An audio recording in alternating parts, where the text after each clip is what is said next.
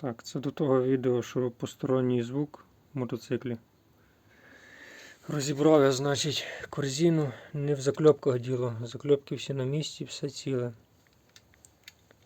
Тут також все красиво, все ціле. Там закльопки всі на місці.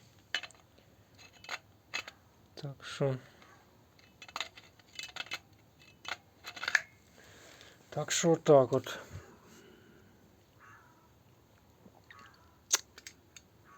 Ну так вони, правда, ці пружинки там шатаються, але напевно я так думаю, що так і повинно бути. Це не від цього звуку. Тут теж все ціле абсолютно.